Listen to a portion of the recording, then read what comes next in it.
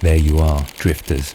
Tonight, we follow the rise and fall of a hero who soared through the skies on a winged horse and faced monsters born of fire. This is the story of Bellerophon. This hero was despised by men and gods alike. If you enjoy these mythic journeys, don't forget to like, subscribe, and drift with us again.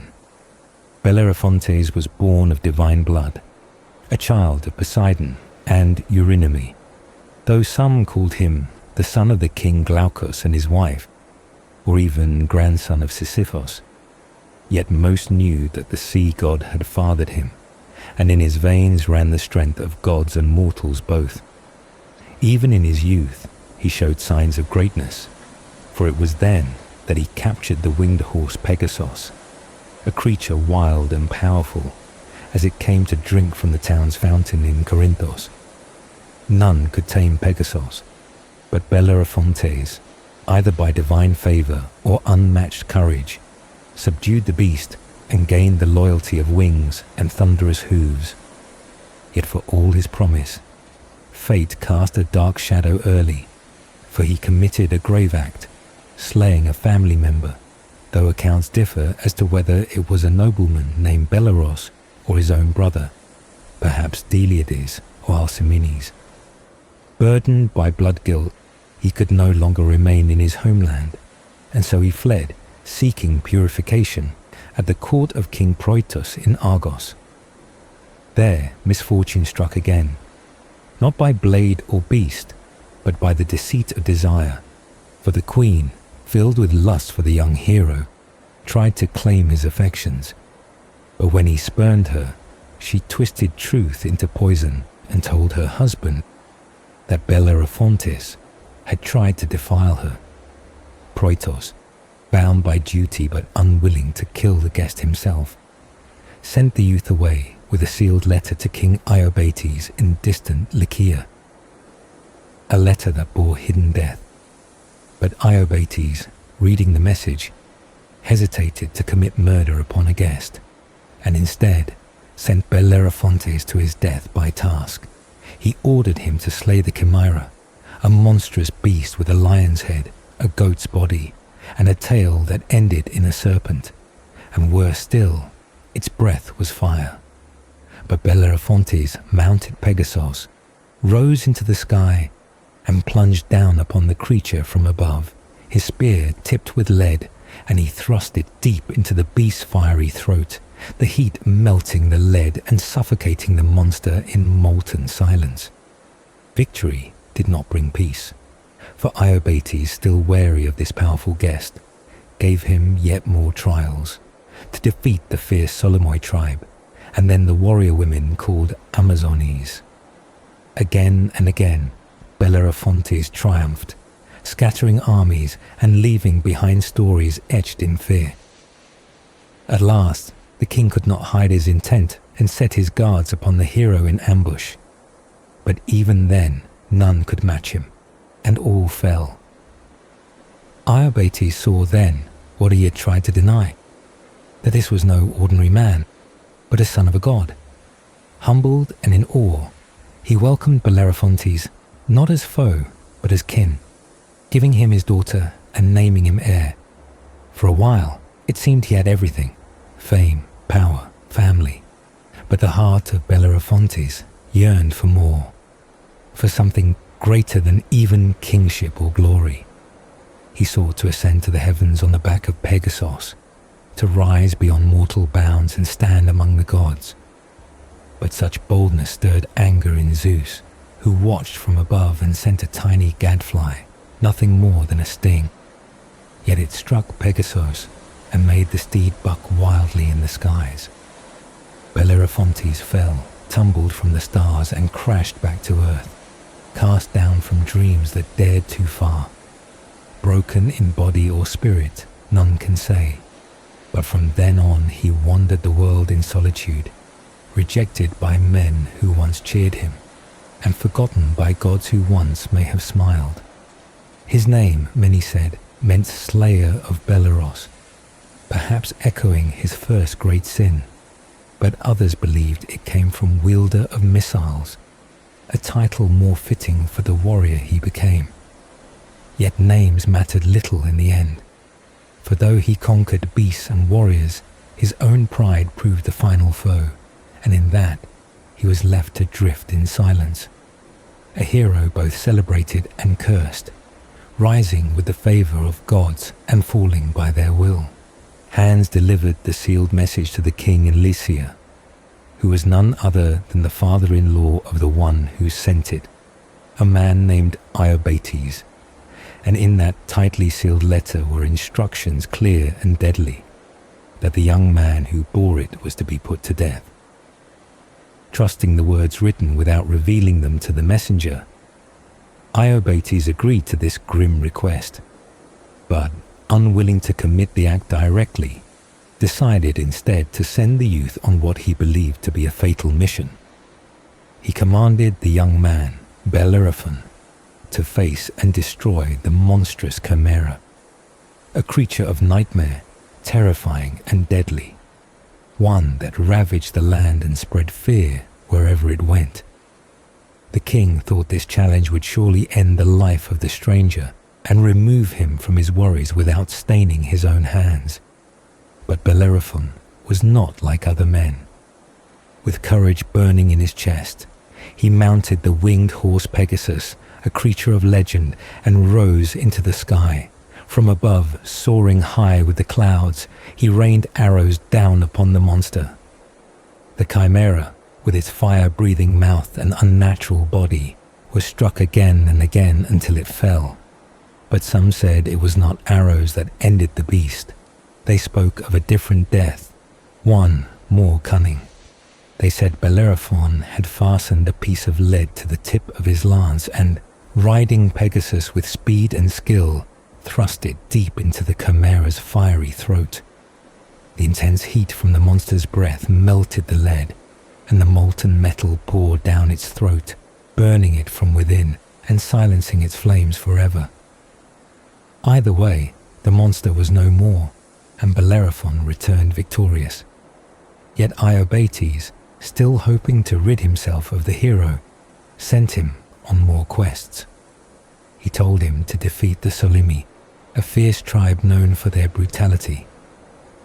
Bellerophon went and conquered. Then he was sent to fight the Amazons, warrior women famed for their skill in battle. He faced them too, and once again, victory was his. The king, dismayed by these successes, resorted to treachery, setting an ambush with the bravest men of Lycia, hiding them along the path of Bellerophon's return, hoping at last to destroy him.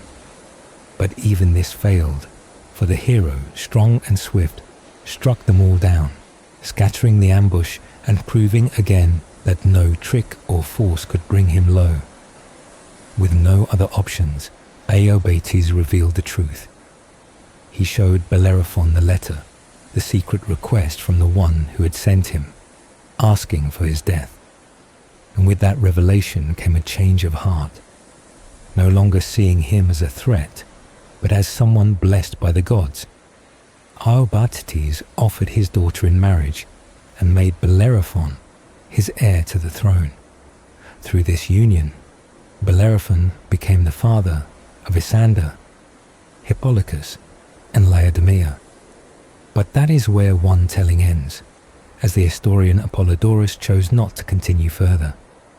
Another account, from the poet Homer, diverged in details but carried the same spirit of a life marked by triumph and tragedy.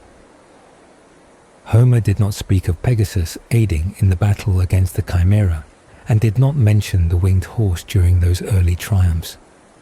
He only described what came after, the fall, for though victorious in all that he was tasked to do, Bellerophon could not resist a final act of pride. Some traditions held that he tried to fly on Pegasus to the realm of the gods, seeking to enter the heavens and stand among the immortals. But Zeus, ruler of all above, was angered by this daring attempt, and to humble the man, he sent a gadfly, a tiny stinging thing, to strike Pegasus. Startled, the great winged horse reared and shook violently, and Bellerophon, once so sure in his power, tumbled from the sky. He crashed to the earth, and from that moment on, he was broken. Not only in body, for some said, he became lame or blind, but broken in spirit, alone and forgotten. He wandered far from cities, through the silent alien fields, a place where men no longer walked, consumed by grief and avoided by all. No longer welcomed by gods or men, the hero who had once conquered beasts and tribes now found no home. Others tried to shape his tale with variations, some saying that a goddess had helped him tame Pegasus, or that it was she who guided his hand. But these were additions layered later, interpretations and flourishes woven by storytellers who wanted to grant him divine assistance. Still, what remains constant is the rise and fall. Bellerophon had temples in his honor, and in Corinthos he was worshipped as a hero, with a sanctuary nestled within a grove of cypress trees called Cranaon. His deeds were carved in stone and etched into art. Artists painted and sculpted his battle with the Chimera, displayed on the throne of Amyclae and in the great temple of Delphi. On ancient coins, engraved gems, and painted vases, he was seen riding Pegasus, aiming weapons, taming the beast, or falling from the sky. These images captured moments of glory and sorrow alike. But though his name lived on in these works, no grand monument had yet been found to show his likeness in full, until explorers in Lycia uncovered fragments of the world he once knew. There, in that ancient land, where he had once proven his worth, the shadows of his tale still lingered, silent beneath the earth.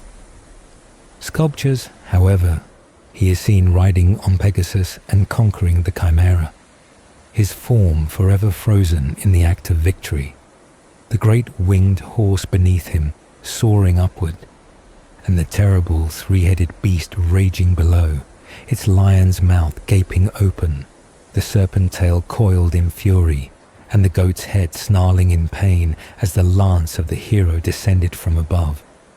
This image, repeated across stone and clay, was how many remembered him, not in words, but in form, the silent echo of a battle won against all odds.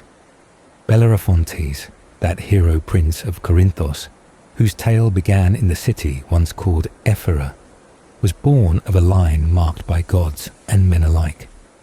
His grandfather was the cunning Sisyphus, who was condemned to eternal torment in the underworld, punished for his crimes by being forced to roll a great stone uphill, only to see it fall back each time.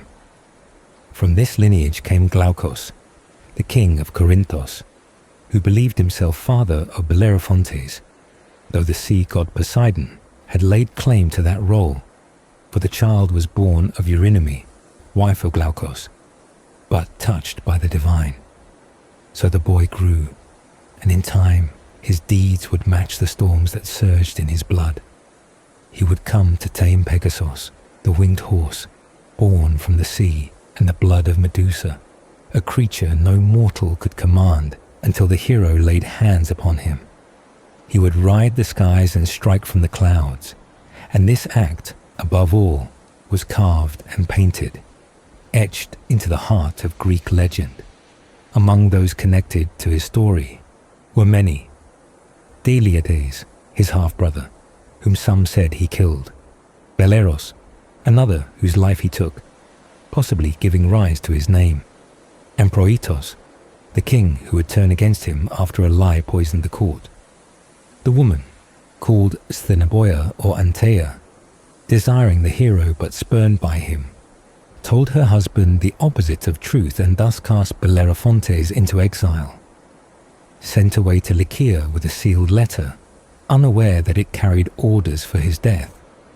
The hero arrived in a land of rugged mountains and burning beasts.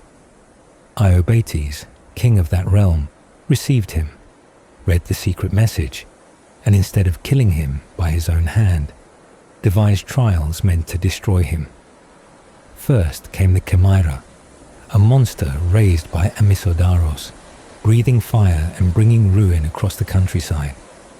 Bellerophon rose against it, climbing into the sky on the back of Pegasus, and from above he attacked, slaying the creature with arrows or, as some claimed, by plunging a lance tipped with lead into its throat, so that the molten metal melted by the flames burned the beast from within. Then came more trials. The Solimo, wild and untamed, warriors of the mountains, stood against him, but he overcame them. The Amazones followed, fierce women of battle, but they too fell before him. Still not satisfied, Iobates sent his own warriors, the bravest of the Lycians, to lie in wait and ambush him. But Bellerophon survived again, defeating them all. At last, the king yielded. He revealed the letter, gave his daughter Phileno to the hero as wife, and named him heir to the throne. From this union came children: Isander, who would later fall to Ares; Hippolochus, whose son Glaucus fought in the Trojan War; and Laodamia, mother of Sarpedon. Yet, for all he achieved, the end of Bellerophon was not one of joy. Homer, in his verses, told only that he fell from grace, hated by the gods, and wandered alone in the Alaean fields, far from the company of men, consumed by sorrow. He did not explain why, but others said pride was the cause. The hero, believing his triumphs granted him place among the immortals, tried to fly with Pegasus to the heavens, but Zeus, offended by the audacity, sent a gadfly to sting the horse. Pegasus reared, and Bellerophon fell, tumbling down from the sky to the hard earth below, crippled or blinded by the fall. From that moment he vanished from glory, and though statues and coins bore his image, he himself walked in silence, alone. Still, he was honored in places like Corinthos, where a grove of cypress trees held a sanctuary in his name. Artists placed him in temples and monuments. At Amyclae, on a throne of kings, he was shown in battle. At Delphi, in the vestibule of the temple, his form stood eternal. On ancient coins and painted vases, he was seen taming Pegasus, confronting the Chimera, bidding farewell to kings, and finally falling.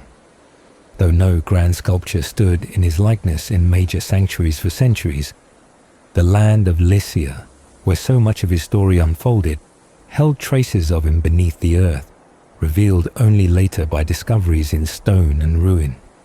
His name, etched into myth, carried the weight of both soaring flight and sudden fall, a story told not just in words but in the still silence of carved stone and painted clay.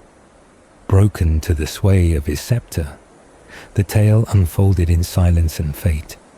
For the beauty of Antaea, wife of the king, glowed with passion not for her husband, but for the one who had come into their halls, the hero whose name whispered through lands already, Bellerophon. Struck by desire that burned in secret, she longed to lie with him in love, her heart stirred with longing. Yet, though she sought him with words and glances, the young man, brave and noble in both form and thought, would not yield. His spirit stood tall, and he turned away from temptation, holding fast to a will that would not break. Unable to have him, she turned her desires into venom and went to the king with her tale, her voice soaked in falsehood and fury. She told him of a crime that never was, claiming Bellerophon had tried to take her, though she resisted, and she warned him with crafted fear. If he let the man live, he would soon fall by his hand. These words twisted into the king's heart like cold iron, and anger took root, though a deeper part of him, heavy with awe and hesitance, refused to commit murder directly. Instead, he sought a cleaner hand, and so he sent the hero away, writing dark symbols of death upon a folded tablet, signs that would seal his fate. He gave this to the young man and told him to present it to the father of his wife. who ruled in the distant land of Lycia, hoping that there the blood would be shed and the deed done far from his own court. Bellerophon went forth, his journey guided by the hands of the gods, and he reached the flowing river Xanthos and the wide lands of Lycia, where the king of that land received him with honor, unaware of the message folded within the tablet he carried. For 9 days the stranger was welcomed with warmth and sacrifice, and 9 oxen were laid upon the altar in his name. Only on the 10th morning, when the dawn's rose fingers spread across the sky, did the king ask him to reveal what message he had brought from his son-in-law. Bellerophon handed over the sealed tablet, and once the king read its deadly contents, the weight of deception turned to silent intent. Yet even then he did not strike, but sent the hero away once more, this time to face the Chimera, a beast none dared approach. This monster was no creature of flesh alone, but of fire and chaos, made by hands not mortal, with a lion's head blazing at the front, a snake coiled as its tail, and a goat rising from the center of its body. From its gaping jaws fire roared, bright and terrible. But Bellerophon, untouched by fear, rode out and obeyed the omens shown to him by the gods, and he brought the beast to its end. After the Chimera fell, the king sent him forth again, this time to fight the Solimoi, fierce warriors who resisted all who crossed them. This the hero would remember as the most brutal battle he had ever faced, where the strength of men clashed in loud fury. But even here he was victorious. Then came the third test. The Amazones, women of battle, fearless and deadly. He met them in combat, and they too fell before him. Still, the king's heart held no peace, and so he spun one more snare. Gathering the bravest men of his land, he set a trap to end the hero's life. But none of them returned. Every one was slain, for Bellerophon stood unbroken once more. It was only then, with all plots failed, that the king saw in the young man the truth of his blood, the strength of divine lineage, and he welcomed him at last. He gave his daughter in marriage and granted him half of the royal honors. The people of Lycia, recognizing his worth, carved out for him a land rich with ploughfields and orchards, land better than any other, to rule and cultivate as his own. With time, children were born to them. 3 were named in song and memory: Isandros, Hippolokos, and Laodamia. Of these, the daughter lay with the king of gods and bore Sarpedon, whose bronze helmet glinted in future war. Yet even as the hero's house grew, his fate darkened. The immortals turned their faces from him, and no joy remained. Whether from pride or fate unspoken, the gods hated him, and he became a shadow of himself, wandering alone across the plain of Alios, far from cities, far from men, a figure bent by grief. He ate his heart out in silence, turning always away from the paths that others walked. His children, too, bore the marks of sorrow. Isandros fell in battle, struck down by the god of war while fighting the Solimoi. Laodamia was slain by the huntress goddess, taken in divine anger. Only Hippolokos remained, and from him came the speaker, the one who still bore the name, proud of the line, proud of the hero whose light had faded, but whose blood still pulsed with strength. And so the tale ended, with the hero once honored, once welcomed by kings, now walking unseen, a man forgotten by the gods, remembered only by those who knew what it meant to rise high and fall. Father, he sent me to Troy, and over again he urged me with great insistence never to let myself fall behind the bravest, always to stand tall among warriors, to lift my head higher than the rest, and to never bring shame upon the name of those who came before me. For my lineage came from the noblest men of Erfur, and again from wide Lycia, and I was to prove myself worthy of that blood. Such was the legacy passed down to me, and that is the bloodline I claim as my own, born from the line of heroes whose deeds still echo across lands and tales. When he finished speaking, the warrior known for his powerful war cry, Diomedes, was pleased, his spirit lifted by the words, and he responded with warmth, speaking to the leader of men, reminding him that long ago their families had already been united in the bonds of friendship. For Diomedes' grandfather, a man called Oeneus, once welcomed the great Bellerophontes into his home, keeping him there for 20 days. And during that time, the two honored each other with fine and lasting gifts to mark their bond. Oeneus had given a belt of war, dyed bright red in vivid color, and in return, Bellerophontes had presented a golden drinking cup with 2 handles, a treasure that Diomedes had once kept in his home, though now it was left behind as he marched to war. And far away, in the thick of battle, there were 2 brothers who stood beside the great Sarpedon, sons of the same man who once raised the terrible Chimera, a monster that brought ruin to many before it was slain. That beast, according to the oldest songs, was the child of Echidna, a creature who dwelled in shadow and nightmare. The Chimera itself was no ordinary animal, but a being that roared out flames in furious bursts, a dreadful sight with power in every limb, swift of foot, massive in size, and terrible to behold. It had 3 heads, each more horrifying than the last. At the front, a lion's head snarled with eyes filled with fury. At the back, a serpent's head hissed and coiled, slithering like dark thoughts. And in the middle of its body, a goat's head bellowed, altogether breathing fire so bright and hot that even the earth trembled beneath its feet. This creature, fierce and blazing, was finally slain by Pegasus and the noble Bellerophontes together. A feat sung by poets and carved into stone for generations to remember. In another telling, found in the fragments of older texts, it was said that the mother of Bellerophontes was Eurynome, daughter of a man named Nisos, and she was gifted beyond measure. The goddess Athena herself taught her all manner of skills, granting her wisdom and cleverness that rivaled even that of the immortals. She walked with a fragrance of wonder, her silver garments shining, and her gaze, when lifted, gave off a beauty that seemed touched by the divine.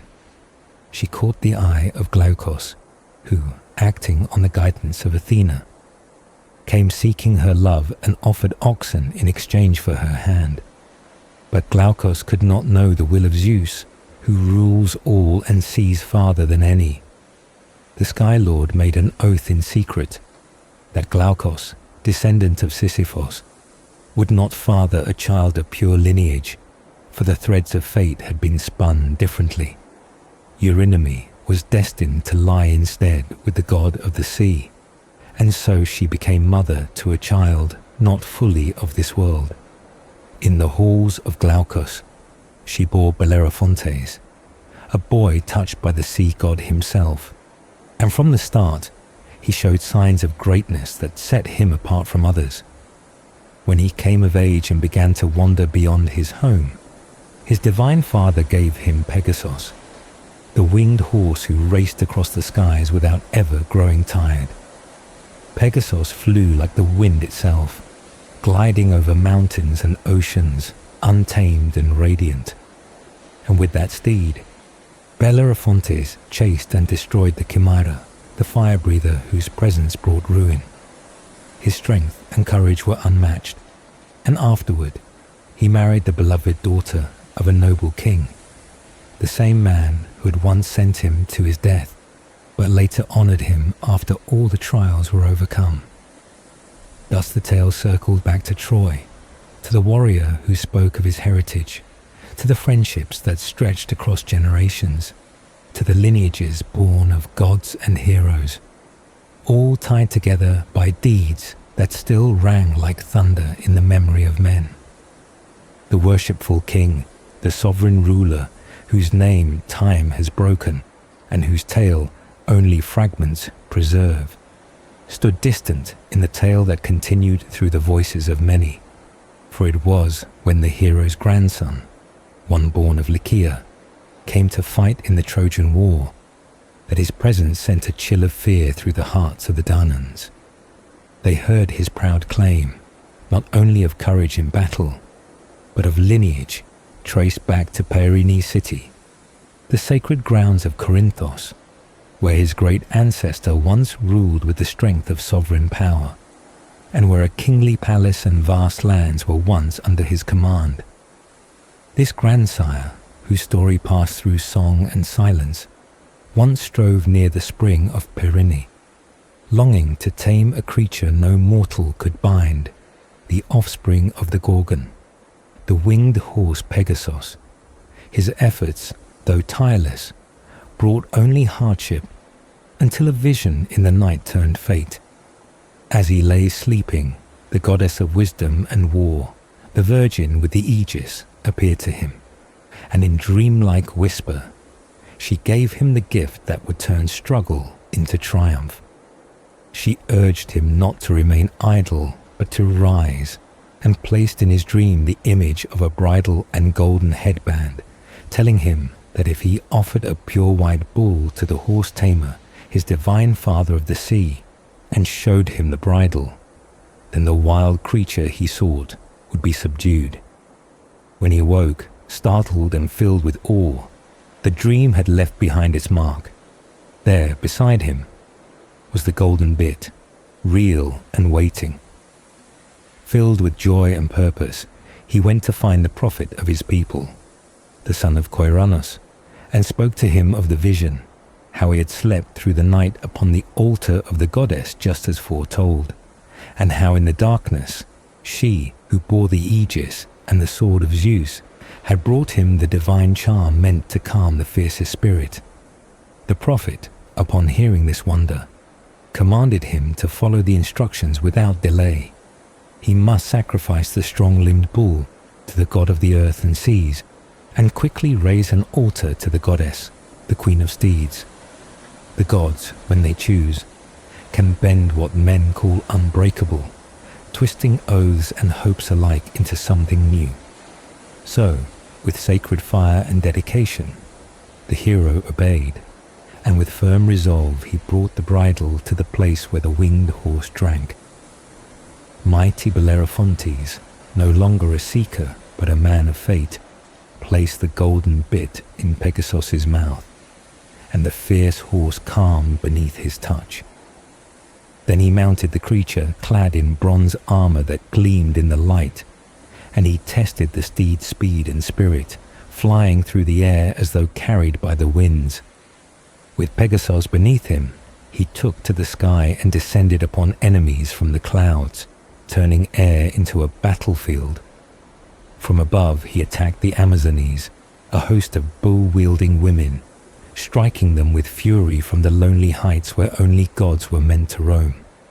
He battled the fire-breathing Chimera, the beast whose flames had devoured all before, and he struck down the Solimoi, warriors known for strength and savagery.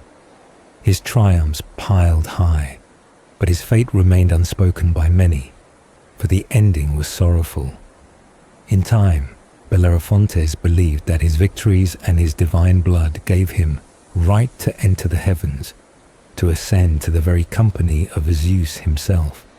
But Pegasus, the steed born of gods, refused such prideful flight to succeed, and cast him down from the sky. So he fell, not in battle, but in the silence of sky-broken ambition. The winged horse continued, taken into the ancient stalls of Olympus, welcomed among the gods, while the man who tried to rise too high was left behind. Pegasus, bright and eternal, dwelled in the high realm, while the one who had once mastered him faded from divine favor. It was a tale so powerful, It inspired not one, but two plays, now lost to time, named for Bellerophontes, and for the woman whose lies changed his fate. Later writers continued the tale, remembering how he, the son of Sisyphus, had unknowingly slain his own brother. Some named the victim Deliades, others Peiron or Alcamenes, and for that crime, though not of wicked intent, he fled to another land. There he sought purification from a king, and it was in that king's house that the lies of a queen sent him down the path of endless trials. But it all began at a spring, with a dream, and with a golden bridle gleaming in the morning light. Purification was what he sought, but fate had other plans. For when the hero arrived in that distant land hoping to cleanse himself of his past deed, the queen, Stheneboia, became overtaken with longing for him. She sent him written messages filled with invitations, asking him to meet her in secret, to answer the desire that had taken hold of her heart. But he refused. Steadfast in his virtue, he would not return her feelings. Angered by rejection and wounded pride, she twisted the tale and told her husband that it was he who had sent her vulgar and indecent words, words that had insulted her and shamed the house. The king, believing the queen's account without question, took action. He handed the young man a sealed letter and sent him away to Lycia, to deliver it to the ruler of that land, unaware that the very parchment he carried bore instructions for his own death. The king of Lycia, Iobates, upon reading the letter, did not strike the hero down directly. Instead, he crafted a mission so perilous that death seemed certain. He ordered him to kill the Chimera, a beast born of nightmare, thinking no one, let alone a single man, could stand against it and survive. This monster, dreadful and wild, was said to possess the strength of 3 animals in one: a lion at the front, roaring and strong, a goat in the middle, from which it breathed fire, and a dragon as its tail, long and coiling, snapping in rage. It had scorched the land, destroyed villages, and scattered herds. Many believed it had been raised by one named Amisadaros, while older voices, like those of Homer and Hesiod, claimed it had been born from Typhon and Echidna, creatures of chaos and ancient dread. But the hero did not turn away. He mounted Pegasus, the winged horse born of Medusa and Poseidon, and soared into the sky, rising far above the reach of the beast's flames. From above he loosed his arrows, and the Chimera fell, its fire no longer burning the hills. But still the trials did not end. After this victory, the king sent him to fight the Solimois. Fierce warriors feared for their strength, and again he emerged victorious. Then came the Amazones, warrior women who fought like men and defended their lands with bow and spear.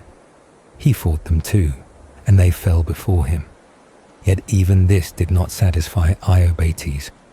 As one last attempt, he chose the strongest and most courageous of his people, those known for their power and skill, and sent them to ambush the hero. But none returned, for he struck them all down. No trick, no army, no monster had defeated him. At last, the king's heart changed.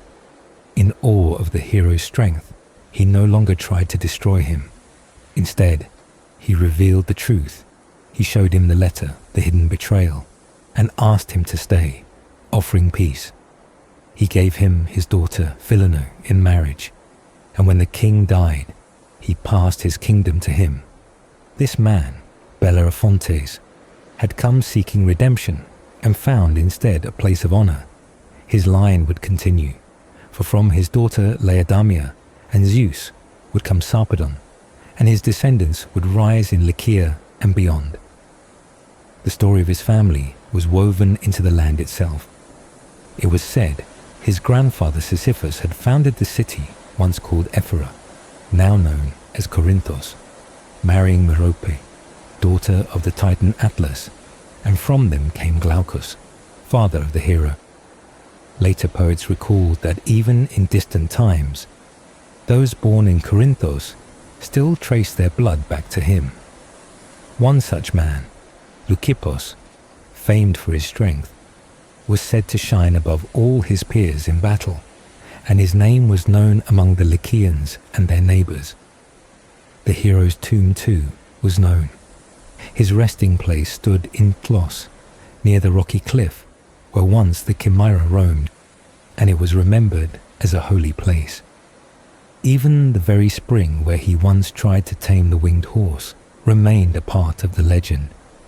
In the city of Corinthos, near the mountain's edge, the waters of Perine still flowed, and it was there that Pegasus, the creature born of blood and sea, had been seen. And though much of the hero's tale was carried on the wind and passed from mouth to mouth, the memory remained in stones, in stories, and in the sky. Head was cut off, was caught while drinking by Bellerophontes, and in that moment the creature that had ravaged the lands for so long met its end not in the madness of battle, but in a still and quiet instant by the stream where it lowered its head, unaware of the hunter in the sky above. The place where this happened, near the mountains called Kragos, a stretch of coastal peaks with 8 rocky arms reaching toward the sea, bore witness to the end of the beast, and in the lands around those heights the tale remained alive, for it was in the ravines not far from the shore that the Chimera had once roamed.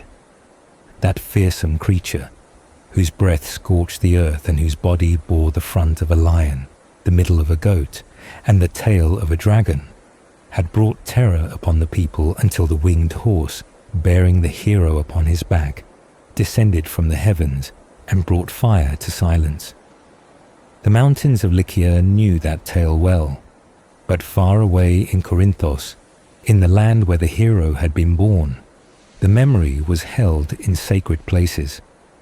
There stood a temple to Athena Chalonitis, meaning the goddess of the bridle, for it was said she had aided Bellerophontes by giving him the means to tame the winged horse. She had broken and bridled the beast herself, and then delivered it into the hands of the one who would need it most. Her image stood in the temple, carved from wood, but her face, hands, and feet were made of white marble, a sign of purity and power. The people believed, as did those who read carefully the old songs of Homer, that Bellerophontes had never ruled as an absolute king in his own land, but had served under another, subject to the power of Argos and Mycenae. Even when he went to Lycia and made a home among foreign lands, the people of Corinthos were still tied to greater kings, and when war came to Troy, they did not send their own leader, but joined the campaign as part of the greater forces led by Agamemnon. The line of Sisyphus, founder of Corinthos, was broad. He had other sons besides Glaucus, who was the father of Bellerophontes. There were also Ornistion, Thersandros, and Almos, each with a tale of their own, but it was Glaucus whose child would rise on wings. As one ascended toward the city of Corinthos, there were tombs by the roadside, and before reaching the gates, one would come to a grove of cypress trees known as Crenaeon. In that quiet place stood the precinct of Bellerophontes, a space sacred to his name, along with a temple to a darker form of Aphrodite, and the grave of a woman named Lais. Even far from that place, in the city of Troizenos, there was a fountain called Hippocrene, the horse's fountain, and the story told there echoed others from Boeotia. They said that the waters burst from the ground when Pegasus struck it with his hoof, and there too the hero's footsteps had once passed. He had come to Troizenos seeking marriage with a woman named Aethra, daughter of Pythias, but before that union could be sealed, he was banished from his city.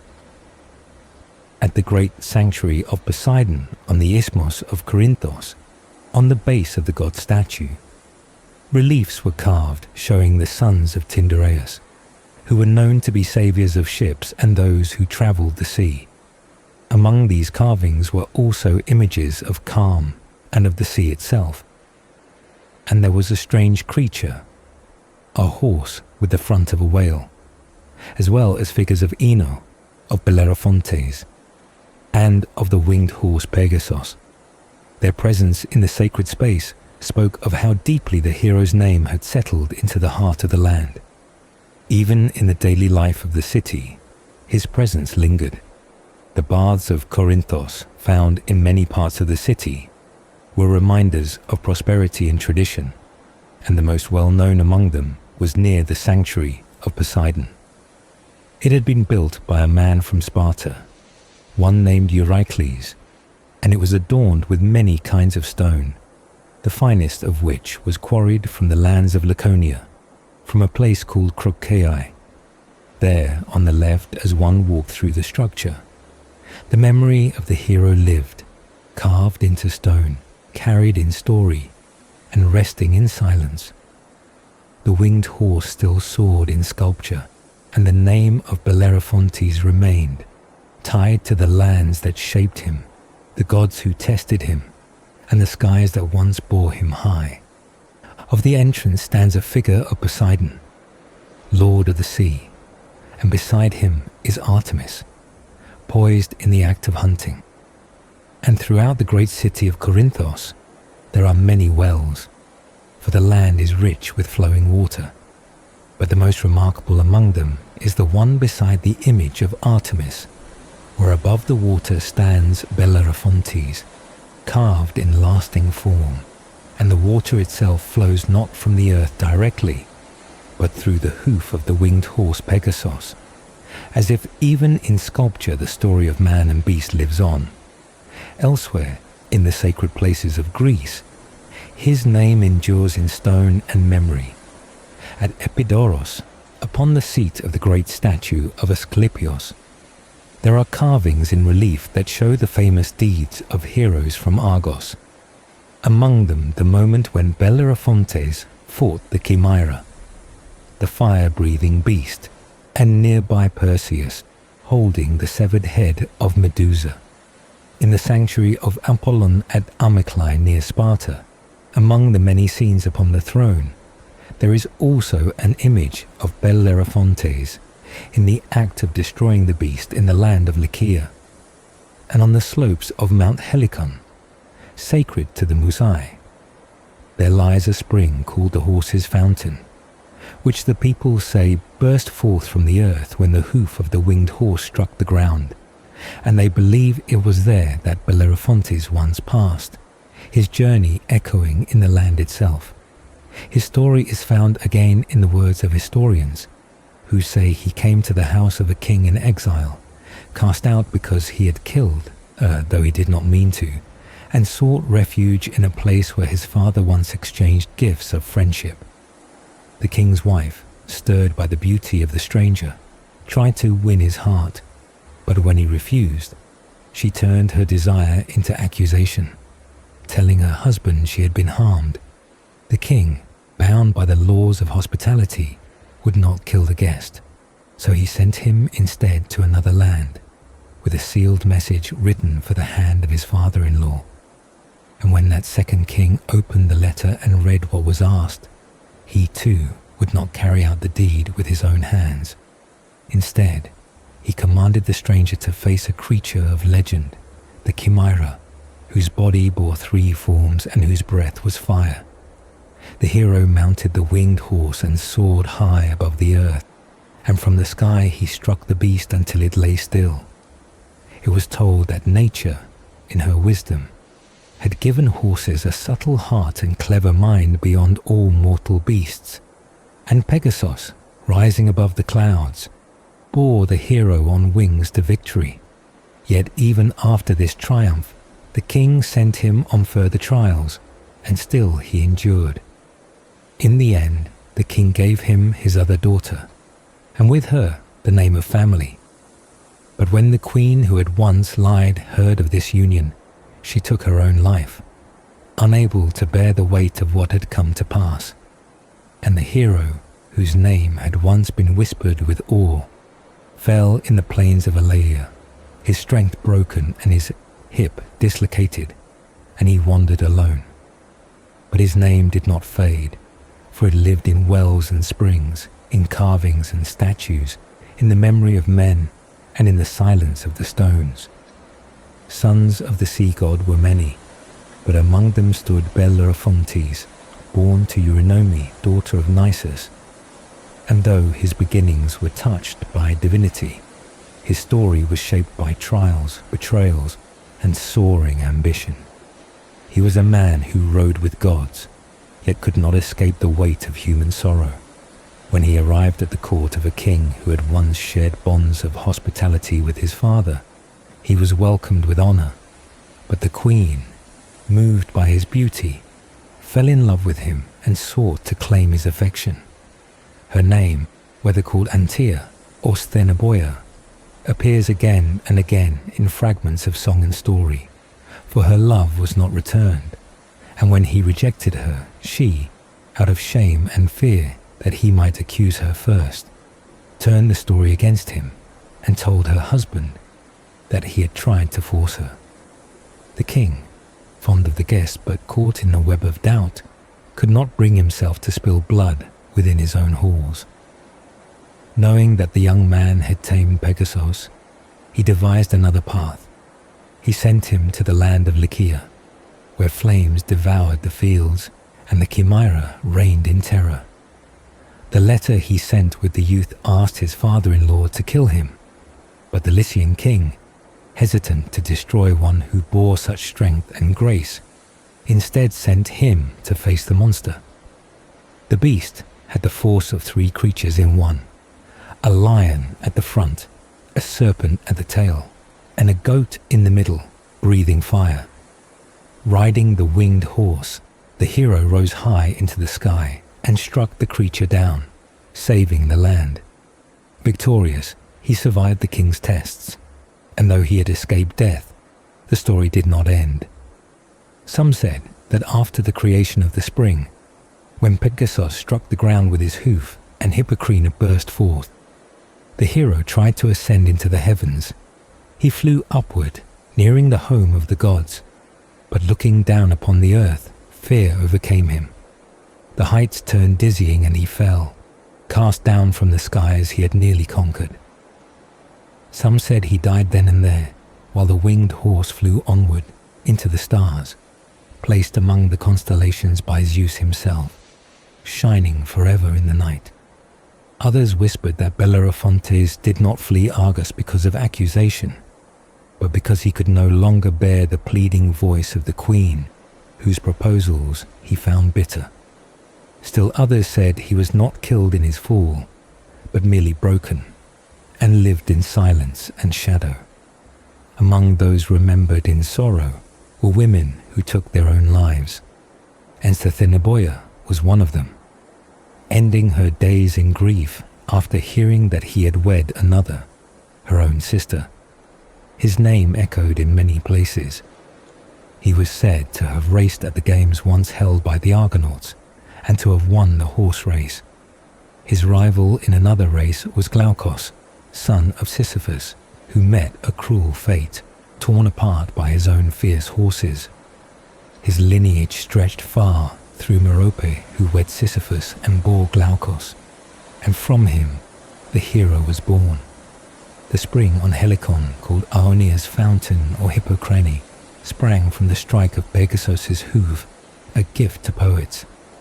It flowed beside the dreams of those who lay in Helicon's shade, dreaming of song and flight. The winged horse was said by some not to fly by nature, but to have leapt so high in panic, fleeing the fire-breathing Chimera, that men believed he had wings. And though the air remembered his leap and the earth his fall, it was the stars that kept his memory. For Pegasus rose into the heavens while Bellerophon, the man who dared to ride upward, fell back into the dust. Glaucus's horses went mad, wild with frenzy, and hurled their rider to the hard earth, sending him crashing down with no warning, their eyes wide with fire and their hooves tearing at the dust as if seized by something no hand could control. And just as those horses rejected their master, so too did Pegasus, the winged horse, once so loyal, rise with force into the sky and cast down Bellerophontes, sending him headlong from the heights above the world. Though the hero was born from the blood of the Earthshaker, the god who ruled the seas, and though Pegasus himself was of that same divine blood, sired by Poseidon and born from the severed neck of the Gorgon, even blood could not save the man from the fall. Pegasus, swift as the wandering wind, soared into the heavens, his wings cutting through the clouds, but Bellerophontes, who once rode so proudly on his back, who had struck down beasts from the air and faced monsters with the courage of a lion, now plummeted helplessly, cast out not by sword or fire, but by the force of fate. And from that great height, the earth below rushed up with terrifying speed, and all the glory, all the triumph, all the victories once earned in battle or chase, fell with him. The same skies that had once lifted him to greatness now turned cold and distant. The winged steed, unburdened by the weight of man, continued upward, untouched by guilt or memory, and vanished into the endless blue, leaving behind the one who had dared too much. Bellerophontes, once a name sung in halls and etched in stone, was no longer a rider among gods, but a man broken by the fall, brought low not by enemy hands, but by the very creature that had once carried him to his greatest heights. And though he was of divine lineage, descended from the one who could shake the seas and command storms, no wave rose to catch him, no wind softened the fall. He fell as all mortals fall, and the world moved on.